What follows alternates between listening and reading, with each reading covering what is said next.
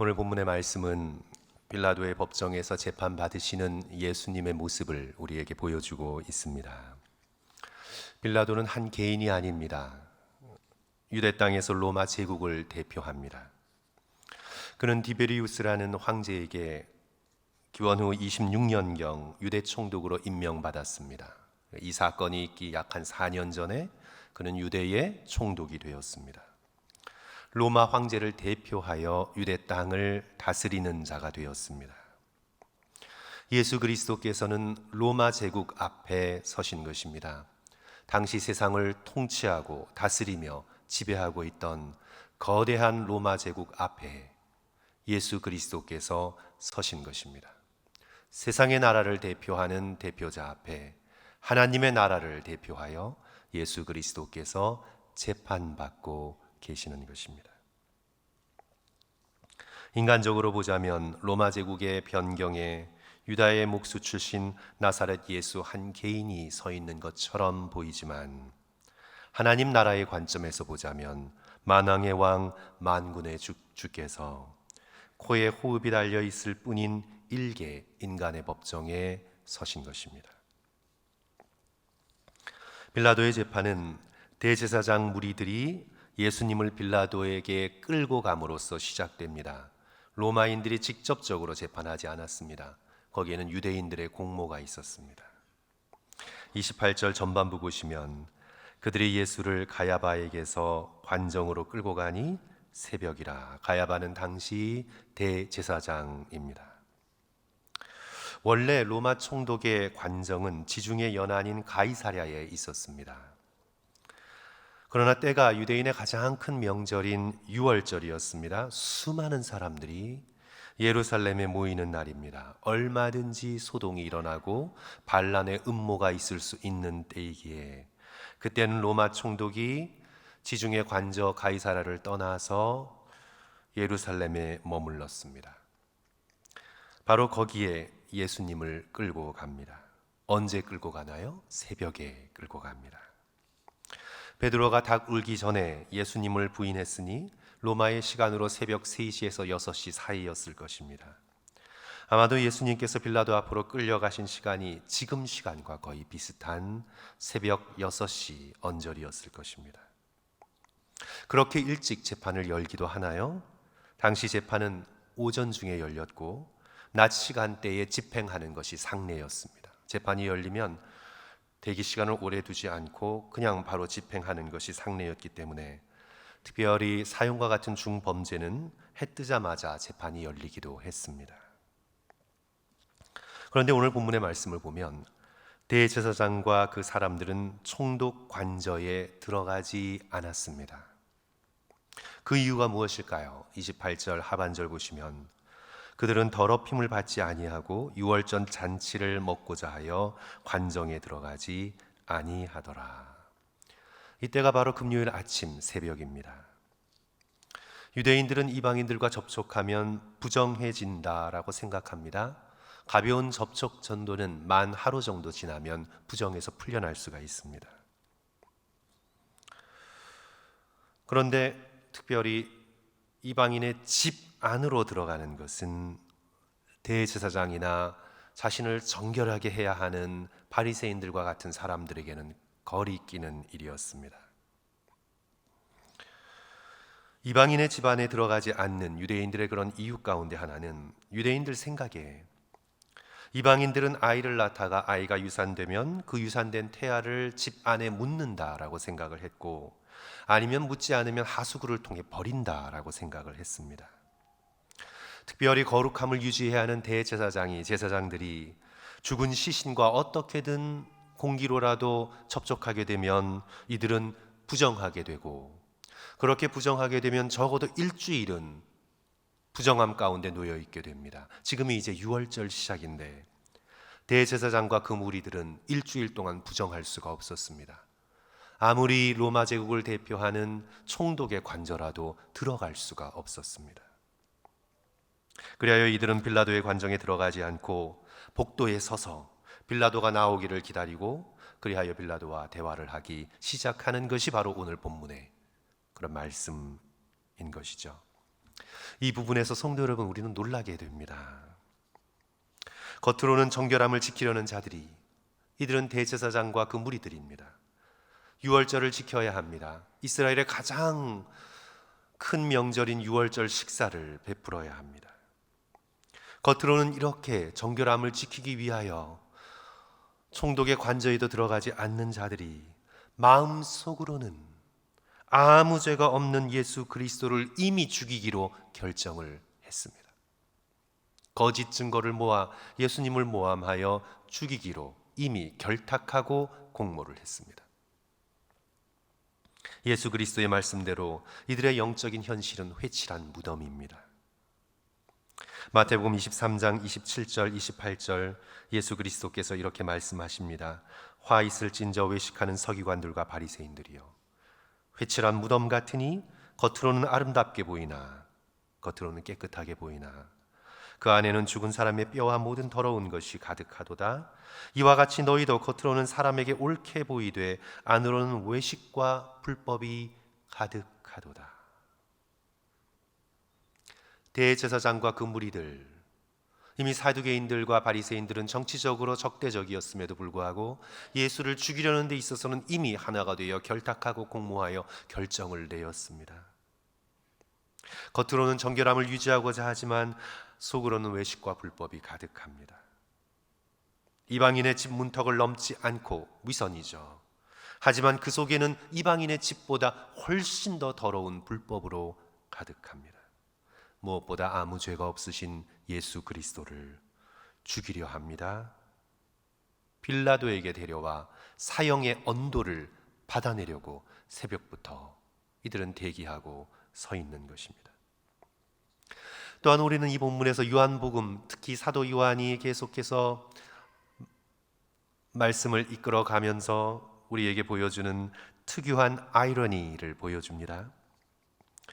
자, 유월절 식사를 먹기 위해 부정타지 않으려는 자들이 지금 유월절 어린 양으로 서 계신 예수 그리스도를 전혀 아래치지 못합니다.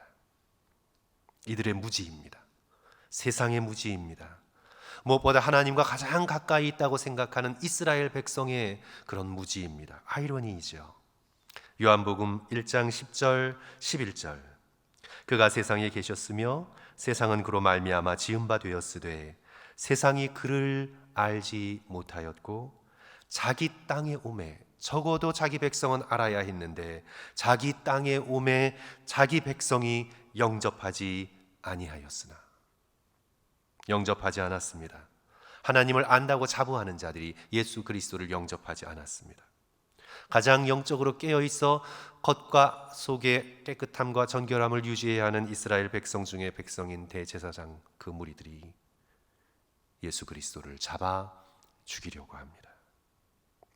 이들의 눈먼 상태를 보여주고 있는 그런 본문의 말씀이죠. 이제 빌라도가 기다리고 있는, 복도에서 기다리고 있는 대제사장과 그 무리들, 예수님께서 당연히 그 앞에 서 계셨겠죠. 그리고 대화를 나눕니다. 아니, 예수님께서 어쩌면 빌라도의 관저 안으로 들어와 계셨을 수도 있습니다. 빌라도가 왔다 갔다 하면서 얘기하는 모습이 쭉 요한복음 19장을 통해서 우리에게 펼쳐지게 되는데요. 29절 말씀 보시면 그러므로 빌라도가 밖으로 나가서 그들에게 말하되 너희가 무슨 일로 이 사람을 고발하느냐. 이제 이 말은 재판이 시작되었음을 알리는 말입니다. 너희가 무슨 일로 이 사람을 고발하느냐. 이 사람의 죄가 뭐냐. 재판의 시작을 알리는 공식적인 선언입니다. 무슨 일로, 무슨 케이스로 이 사람을 데리고 왔느냐. 대제사장과 그 사람들의 기분이 나빴습니다. 언짢았습니다. 이미 빌라도가 로마 군인을 보내서 예수님을 체포하는 것을 동의하고 도와주었으면 군말 없이 산헤드린이 결정한 일에 대하여 언도해 주면 끝이라고 생각했는데 다시 히어링을 시작하는 것 같습니다. 다시 재판을 시작하는 것 같아요. 너희가 무슨 일로 이 사람을 고발하였느냐. 이방인인 빌라도가 하나님 백성이라고 주장하는 유대인들보다 훨씬 더 공정해 보입니다. 아니, 아론의 후예인, 사독의 후예인 대제사장들보다 훨씬 더 정의롭게 보입니다. 이것 또한 다른 아이러니입니다. 그리하여 대제사장은 불만스럽게 툭 빌라도를 향해 대답합니다. 30절 대답하여 이르되 이 사람이 행악자가 아니었다면 우리가 당신에게 넘기지 아니하였겠나이다. 우리가 왜 이런 새벽에 이 사람을 끌고 갔겠습니까? 당연히 이 사람이 죄인이기 때문에 끌고 갔지요. 그랬더니 빌라도가 다시 묻습니다. 너희가 그를 데려다가 너희 법대로 심판하라. 대답하기를 이제 이들의 속셈이 드디어 드러납니다. 우리에게 사람을 죽이는 권한이 없나이다. 그들이 만약 종교적인 문제로 예수님을 재판하고자 했다면 빌라도에게로 끌고 올 이유가 없었습니다. 정치범으로 십자가에 못 박기로 결정하면서 빌라도에게 끌고 와 빌라도를 압박하는 것이죠. 이제 우리는 이 부분에서 진정으로 놀라게 되는 것이 있습니다. 그것은 바로 32절 말씀인데요. 성도 여러분, 32절 말씀 우리 다 같이 한 목소리로 읽습니다. 이는 예수께서, 같이 읽습니다. 시작. 이는 예수께서 자기가 어떠한 죽음으로 죽을 것을 가리켜 하신 말씀을 응하게 하려 함이러라. 두 가지의 사건에 우리는 놀라게 됩니다. 첫째로 예수님의 의지입니다. 이는 예수께서 자기가 어떠한 죽음으로 죽을 것을 가리켜, 어떠한 죽음으로 죽어야만 한다는 것을 가리켜라는 뜻입니다. 예수님의 의지입니다. 일어날 일에 대한, 사건에 대한 단순한 예언이 아니라 내가 이런 죽음을 죽어야만 한다는 예수 그리스도의 결심입니다. 요한복음 3장 14절 15절 모세가 광야에서 뱀을 든 것 같이 인자도 들려야 하리니 이는 그를 믿는 자마다 영생을 얻게 하려 하심이니라. 인자도 들려야만 한다. The Son of Man must be lifted up. must 들려야만 한다. 그렇게 되어야만 한다. 헬라어 데이라는 조동사가 쓰였습니다. necessary, must, should의 뜻입니다. 그래야만 한다. 인자는 들려야만 한다. 들려야만 한다. 예수 그리스도의 강한 의지의 표현입니다. 종교적으로 재판받아 그저 돌에 맞아 스테반처럼 그런 린치를 당해 죽는 것이 아니라 들려야만 한다. 십자가에 달려 들려야만 한다. 왜냐하면 많은 사람들을 예수 그리스도께로 이끌어 드리기 위하여 예수 그리스도께서는 들려야 한다는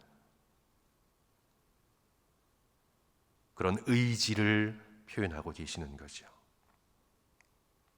요한복음 12장 32절 33절 또다시 말씀하십니다. 내가 땅에서 들리면 모든 사람을 내게로 이끌겠노라 하시니 이렇게 말씀하시면 자기가 어떠한 죽음으로 죽을 것을 보이심이로라. 예수 그리스도께서는 단지 사두개인과 바리새인들의 산헤드린 공의회의 결정에 따른 비극적 운명의 주인공이 아니십니다. 예수 그리스도께서는 당신 자신이 어떠한 죽음을 죽기로 결정하셨습니다. 우리를 십자가로 이끄시기 위해 땅에서 들려야 할 것을 알고 계셨습니다.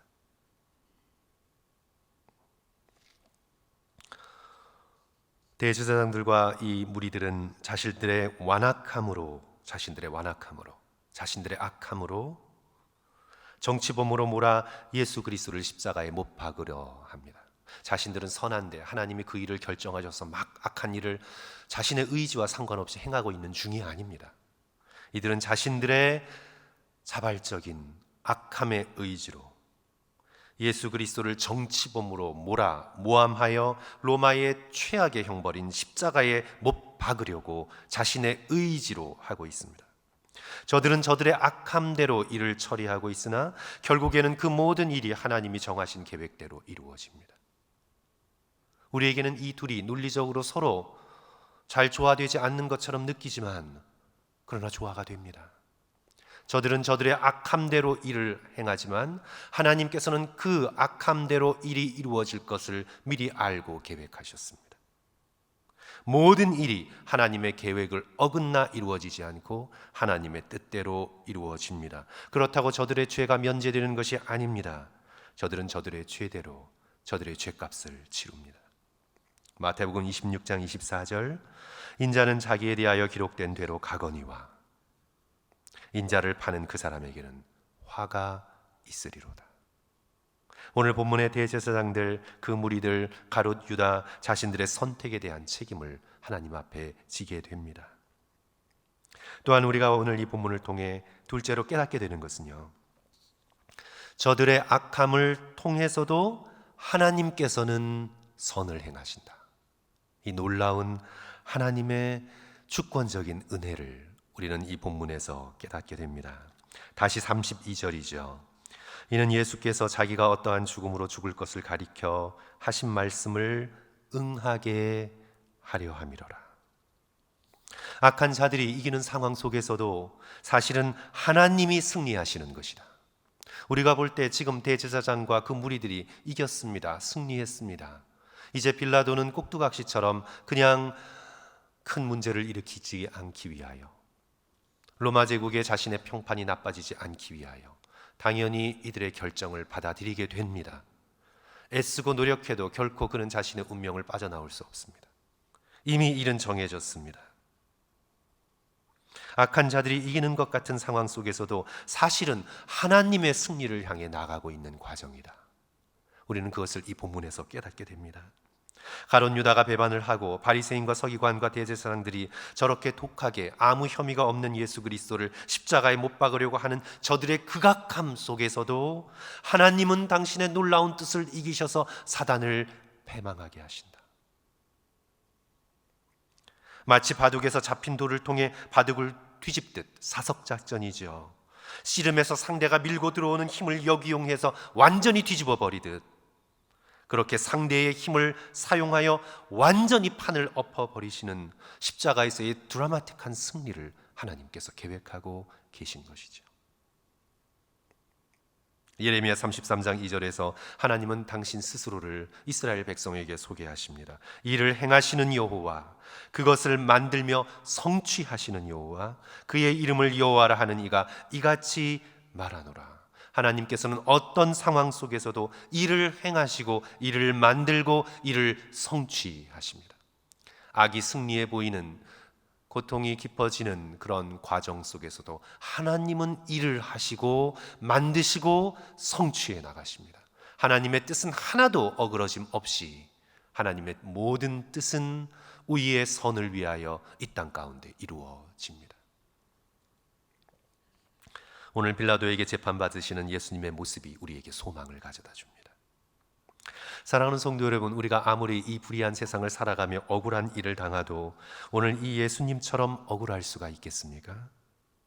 오늘 우리가 사람들에게 상처를 받고 오해를 받고 우리의 진심이 왜곡되고 우리의 참된 모습이 왜곡되어 저들에게 말해지고 소문이 들리고 아무리 그런다 할지라도 오늘 우리가 빌라도의 법정에 서 있는 예수님처럼 억울할 수가 있겠습니까?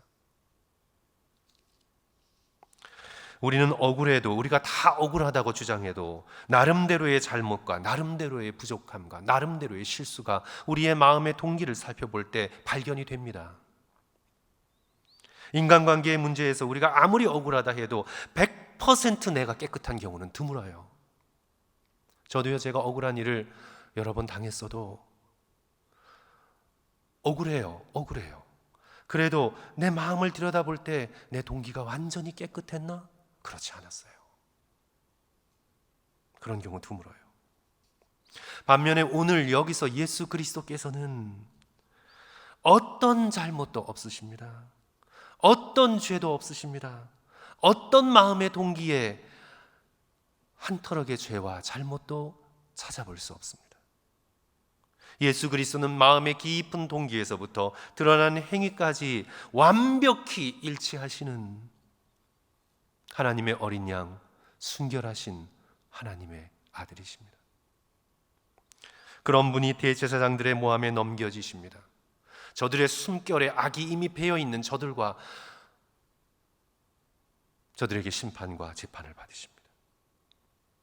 예수 그리스도께서 그런 억울함을 침묵과 담담함으로 사랑의 마음을 품고 이겨내셨다면 능히 우리도 우리의 억울함을 이겨내고 예수 그리스도께서 궁극적으로 풀어주실 것을 믿고 우리의 모든 행사를 주의 손에 맡길 수 있습니다. 우리에게 일어나는 모든 일을 다 알고 계시기에 우리는 하나님 뜻 안에서 모든 것이 선하고 아름답게 이루어질 것을 믿을 수 있는 믿음과 용기가 오늘 예수 그리스도를 바라보며 우리에게 생기게 됩니다.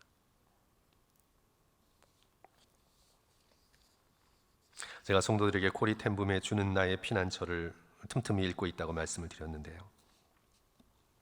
거기에서 코리가 기도를 하다가 이제 전쟁이 났잖아요. 이제 나치 독일이 네덜란드를 쳐들어왔습니다.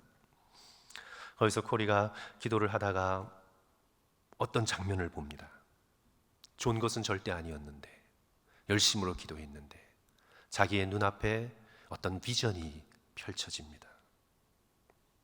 네 마리의 말이 끄는 집마차에 아버지가 실려갑니다. 언니도 있습니다. 오빠를 비롯해 아는 친구들이 줄줄이 태워져 어디론가 끌려가는 장면이 눈앞에 펼쳐집니다. 거기에 자신도 껴있는 것을 보게 됩니다. 그리고는 기도하다가 놀래서 그냥 깹니다. 더 이상 볼 수 없어서 깹니다. 그리고 함께 기도하던 언니 베스에게 자신이 본 것을 이야기합니다. 언니도 신앙이 너무나 훌륭해요. 이 언니 베스가 곰곰이 동생 코리의 이야기를 듣고 생각하더니 이렇게 말합니다. 만약 하나님께서 우리에게 닥칠 나쁜 일들을 미리 보여주신 것이라면 나로서는 하나님이 그 일을 알고 계신다는 것만으로 충분해. 괜찮아. 때로 하나님은 어떤 일을 미리 보여주시기도 하자니 그 일 역시 하나님의 손 안에 있다는 것을 알려주시려고 우리에게 미리 보여주시는 거예요. 어떤 일이 우리의 인생 가운데 벌어져도 하나님은 알고 계시다는 걸 우리에게 확신시켜 주시기를 원하신다. 하나님께서 알고 계시다는 것만으로 충분합니다, 주님. 우리의 머리카락 하나하나까지 다 세고 계신 하나님, 우리의 앉고 일어섬을 아시는 하나님, 나의 마음의 상처까지 다 알고 계시는 하나님, 저들의 악함과 부족함과 저들의 연약함을 다 알고 계시는 하나님, 내게 일어나는 모든 것을 나보다 훨씬 더 잘 알고 계시는 하나님, 하나님께서 내게 일어나는 모든 일을 알고 계시다는 사실 하나만으로 주여 나는 충분합니다. 우리에게 일어나는 모든 일이 하나님의 전능하신 손 안에서 펼쳐지고 있음을 내가 믿습니다. 사랑하는 성도 여러분, 이 세상을 살며 당하는 여러 가지 억울한 일, 또 손해보는 일, 금전적으로도 정서적으로도 마음으로도 내가 손해보고 상처받던 일, 또 고난과 고통을 통과하면서 힘들고 어려웠던 일, 그 모든 일 가운데에서 오늘 잠잠히 재판장에 서 계시는 예수 그리스도를 생각하십시오. 예수님의 고난을 생각하십시오.